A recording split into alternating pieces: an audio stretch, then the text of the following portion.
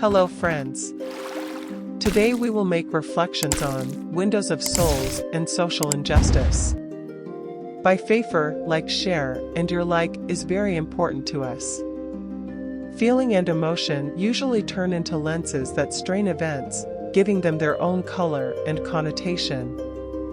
According to the structure and the psychological moment, the facts come to have the meaning that does not always correspond to reality. Those who wear sunglasses, even in the face of sunlight, begin to see the day with less light intensity. Varying the color of the lenses, with corresponding tonality, will parade before the eyes the scenes.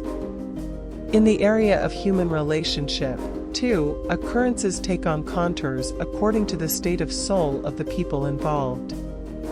It is urgent, therefore, the need to conduct the feelings, so as to balance the facts in relation to them.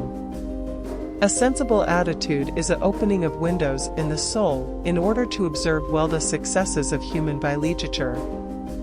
According to the size and type of openness, it will be possible to observe life and live it in a pleasant way, even in the most difficult moments. There are those who open windows in the soul to let negative impressions be externed, allowing the use of dark lenses, which shade everything with the pessimistic touch of censorship and complaint. Place in your windows love, kindness, compassion, tenderness, in order to accompany the world and its host of occurrences. Love will allow you to widen the circle of affection, blessing your friends with courtesy, encouraging stimuli and tranquility. Goodness will irrigate with hope the hearts parched by sufferings and the emotions shattered by the affliction that approach you. Forgiveness will be your invigorating force placed for the benefit of the delinquent, the evil, the hallucinated, who seek you. Tenderness will spread the comforting scent of your affability, lifting up the fallen and holding the tremblings, so as to prevent them from falling when near you. The windows of the soul are happy spaces for light to spread and communion with the good to take place. Placing the holy oils of affability in the gears of your soul, you will unveil the closed windows of your feelings, and your blessed emotion will lengthen, caressing all those who approach you, providing them with the pure friendship that will become love, rich in goodness and forgiveness, to proclaim the hour of tenderness among the men of the earth.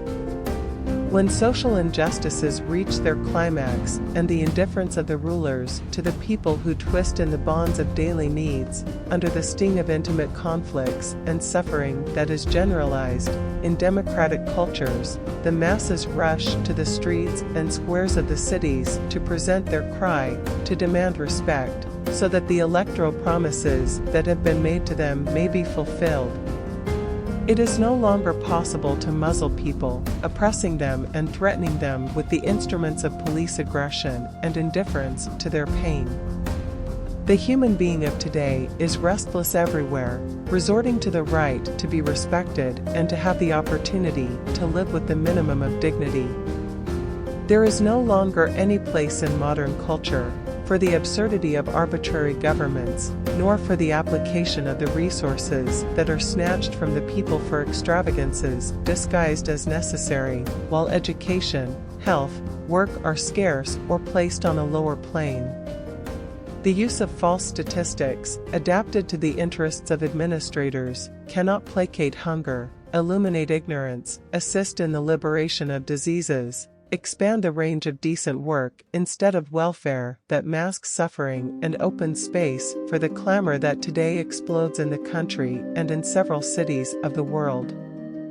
It is unfortunate, however, that unscrupulous, troublesome people, who live in the pay of anarchy and disrespect, take advantage of these noble movements and turn them into a festival of destruction.